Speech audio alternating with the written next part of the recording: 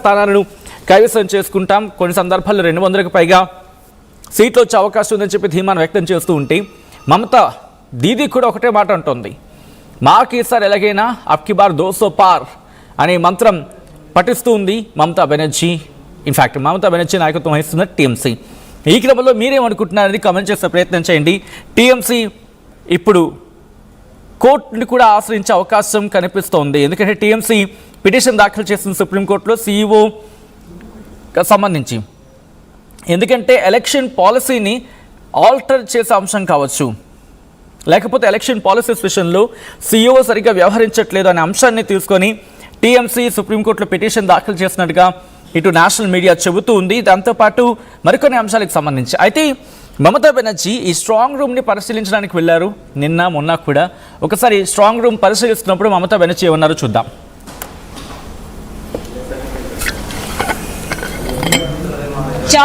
चार वॉशरूम बनाने बोला, और किया से बनाएगा उसको भी बोल दिया. जो बनाते हैं जो बायो टॉयलेट होता है ऐसे टाइप का कुछ, और 2 घंटा बाद क्लीन करने का भी जरूरत होता है. तो इसी के लिए बोला आप कोई गवर्नमेंट का जो है उसका सब कॉन्टेक्ट कर सकते हैं. दूसरी बात यह है, देखो साइक्लोन हो रहा है तो बाहर में वो लोग बारिश में भीज रहा था. जो हमारा ऑफिशियल जो एजेंट जिसको परमिशन दिया गया रहने के लिए, तो इधर में होकर 3rd फ्लोर में कैसे देखेगा. और inside the building was totally closed. Building was totally closed, लेकिन inside the building 3rd floor 4th floor कैसे देखेगा. इधर से कोई कुछ नहीं था. तो इसके लिए तो सीसीटीवी का बंदोबस्त किया, जैसे वो देख सकते हैं नीचे में बैठ के, और उसका माथा के ऊपर में एक कोई कुछ रहने का बंदोबस्त है. तो अभी तो बारंदा में बैठा दिया सब पार्टी के लिए. वो तो ह्यूमन बीइंग है ना, पॉलिटिक्स में रोज चलेगा, झगड़ा भी चलेगा. రైట్, అది మమతా బెనర్జీ చెబుతున్న మాటలు. మరి ముఖ్యంగా బెంగాల్లో పరిస్థితిని ఎప్పటికప్పుడు సమీక్షిస్తూ ఉన్నాం. ఎలక్షన్ కమిషన్ సరిగ్గా వ్యవహరించట్లేదు అనేది కొన్ని సందర్భాల్లో చేస్తున్న ఆరోపణ. అయితే బెంగాల్లో హింసాత్మక ఘటనలు కూడా చోటు చేసుకుని ఉన్నాయి ఈ ఎలక్షన్స్ కారణంగా. ఎక్కడెక్కడ ఎటువంటి పరిస్థితి ఉంది అనేది కూడా మాట్లాడుకునే ప్రయత్నం చేద్దాం.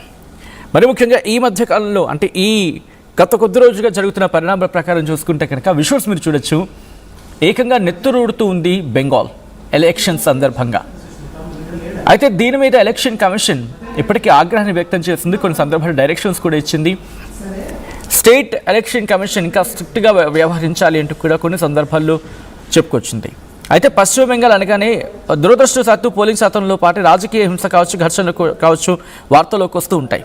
దేశంలో ఇతర రాష్ట్రాలతో పోలిస్తే బెంగాల్లో ఎన్నికల హింస అనేది కొన్నేళ్లుగా కనిపిస్తూనే ఉంది. మరి ముఖ్యంగా గ్రామీణ స్థాయిలో ఆధిపత్య పోరు కావచ్చు. బెంగాల్ రాజకీయాలు కేవలం సిద్ధాంతాలకు మాత్రమే పరిమితం కావు. ఇక్కడ ఒక విధంగా చెప్పాలంటే ఇది రోజువారీ జీవితంలో భాగం. పంచాయతీ కానివ్వండి, బూత్ స్థాయి కానీ ఏ పార్టీకి పట్టుంటే ఆ ప్రాంతంలో వారిదే పూర్తి ఆధిపత్యం. ఆ పట్టు నిలుపుకోవడానికి, లేకపోతే ప్రత్యర్థి పార్టీ నుంచి లాక్కోవడానికి కార్యకర్తల మధ్య ఎక్కువ భౌతిక దాడులకు వెళ్ళిపోతూ ఉంటారు. అంటే ఒకరి మీద ఒకరు దాడులు చేసుకుంటూ ఉంటారు. ఇదే కాదు, పశ్చిమ బెంగాల్ హింసలో ప్రధానంగా వినిపించే మాట నాటు బాంబులు. ఓటర్ను భయభ్రాంతులకు గురి చేయడానికి, ప్రత్యర్థి పార్టీల ర్యాలీలపై దాడులు చేయడానికి, పోలింగ్ బూత్ను ఆక్రమించుకోవడానికి స్థానికంగా తయారయ్యే ఈ నాటు బాంబులను విరిగా వాడటం అనేది అక్కడ ఒక చారిత్రక జాడ్యంగా మారిపోయిందంటూ ఉంటారు హిస్టోరియన్స్ గురించి మాట్లాడుకుంటే.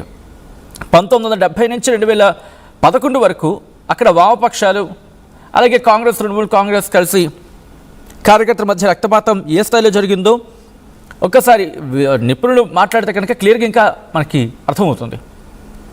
అంటే ఆ స్థాయిలో ఉండేది. గత 10 ఏళ్ళుగా తృణమూల్ కాంగ్రెస్ అక్కడ అధికారంలో ఉంది. ప్రధాన ప్రతిపక్షంగా భారతీయ జనతా పార్టీ అక్కడ ఎదిగింది.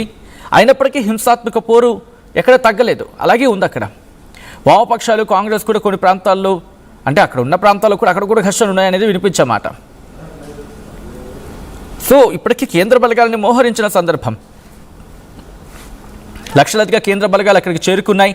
అక్కడ పరిస్థితిని ఎప్పటికప్పుడు సమీక్షిస్తూ ఉన్నాయి. బట్ ఈ ఎన్నిక ఎందుకు కీలకం?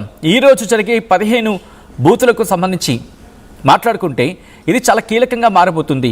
ఎందుకు కీలకంగా మారబోతుంది? ఇది మ్యాక్సిమం డిసైడ్ చేసే అవకాశం ఉందా? Biggest question mark. ఎందుకంటే ఫర్ సపోజ్ ఒక టైట్ ఫైట్ వచ్చింది. ఒక టైట్ ఫైట్ వచ్చినప్పుడు ఒక్క స్థానంలో కూడా మారిపోతూ ఉంటాయి. ఒక్క స్థానం కోల్పోయినా కూడా అక్కడ పరిస్థితి మారిపోతుంది. మొత్తం 3 నియోజకవర్గాల్లో మళ్ళీ ఎన్నికలంటే అర్థం చేసుకోవచ్చు. అంటే ఒక్క నియోజకవర్గం కోల్పోయినా కూడా ఏ పార్టీకైనా గడ్డపడిపోతుంది. అది భారతీయ జనతా పార్టీ కావచ్చు, టీఎంసీ కావచ్చు, కాంగ్రెస్ కావచ్చు, మిగిలిన ఏ పార్టీలైనా. కాబట్టి దీని మీద కంప్లీట్గా దృష్టి సారించే అవకాశం ఉంది. మొత్తంగా అయితే మాత్రం పశ్చిమ బెంగాల్ ఈరోజు రీపోలింగ్ జరగబోతోంది. ఏకంగా 3 నియోజకవర్గాల్లో 15 పోలింగ్ బూత్లలో. మరి ముఖ్యంగా మగ్రహాత్ వెస్ట్ అసెంబ్లీ నియోజకవర్గంలోని 11 బూతులు ఉన్నాయి. డైమండ్ హార్బర్ నియోజకవర్గంలోని 4 బూతులలో ఎన్నికలు జరగబోతూ ఉన్నాయి. ఉదయం 7 గంటల నుంచి సాయంత్రం 6 గంటల వరకు ఎన్నిక జరుగుతుంది. ఏప్రిల్ 29న 2వ దశ పోలింగ్ జరిగింది. ఆ పోలింగ్లో అక్రమాలు జరిగాయని చెప్పి ఈసీకి ఫిర్యాదులు వెలువెత్తాయి. దీంతో ట్రాన్స్పరెన్సీ కోసం 15 బూతులలో రీపోలింగ్కు ఆదేశించింది ఎలక్షన్ కమిషన్. మే 4న బెంగాల్తో పాటు 4 రాష్ట్రాల ఎన్నికల ఫలితాలు వెలువడబోతున్నాయి. బెంగాల్ ఫలితాలపై దేశవ్యాప్తంగా కూడా తీవ్ర ఉత్కంఠ నెలకొంది. మరి మీరేమనుకుంటున్నారు? పశ్చిమ బెంగాల్ ఎవరి హస్తగతమయ్యే అవకాశం ఉంది? ఎవరు బెంగాల్ని దక్కించుకోవచ్చు? మీరేమనుకుంటున్నారు? కామెంట్ చేసే ప్రయత్నం చేయండి. మొత్తంగా అయితే మాత్రం బెంగాల్ ఫలితాలు ఉత్కంఠను పెంచబోతున్నాయి. ఇన్ఫ్యాక్ట్ రేపు మార్నింగ్ 7 గంటల నుంచి కూడా ఈ ఉత్కంఠ పెరిగిపోతూ ఉంటుంది. ఎందుకంటే ఈరోజు ఎలక్షన్స్ అయిపోయిన తర్వాత వీటికి సంబంధించి కూడా రేపు తెలిసే అవకాశం ఉంటుంది. కాబట్టి రేపు మార్నింగ్ 7 నుంచి కాస్త టెన్షన్ ఎక్కువ అవుతుంది. ఇది పీక్స్కి చేరుకుంటుంది ఎల్లుండు, అంటే మే 4వ తారీఖున. అండ్ మే 4వ తారీఖున 5 రాష్ట్రాల ఫలితాల లైవ్ అప్డేట్స్ని ఫ్రమ్ ద బిగినింగ్. ఎక్కడ ఎటువంటి పరిస్థితి ఉంది, కేరళలో ఎవరు, అక్కడ ప్రజలు ఎవరికి పట్టం కట్టబోతున్నారు, తమిళనాడుకి ఇన్ఫ్యాక్ట్ తమిళనాడు ఎవరి హస్తగతం కాబోతోంది, అండ్ బెంగాల్లో ఏం జరగబోతోంది, ఇలా మొత్తం 5 రాష్ట్రాలకు సంబంధించి ఆ ఫలితాలు ఎలా ఉన్నాయి, మరి ముఖ్యంగా ట్రెండ్ ఎలా ఉంది, వీటి అప్డేట్స్ని ముందుంచే ప్రయత్నం చేయబోతుంది ఆర్టీవీ. ఆ రోజు మార్నింగ్ నుంచి కూడా లైవ్ అప్డేట్స్ని మీ ముందుంచే ప్రయత్నం చేయబోతుంది. ఇప్పుడైతే చెప్పే ప్రయత్నం చేయండి, బెంగాల్ ఎవరి హస్తగతమయ్యే అవకాశం ఉంది? ఇటు టీఎంసీ దక్కించుకునే అవకాశం కనిపిస్తోందా, లేకపోతే భారతీయ జనతా పార్టీకి వెళ్ళే అవకాశం ఉందా? మీ ఎక్స్పెక్టేషన్స్ ఏంటి?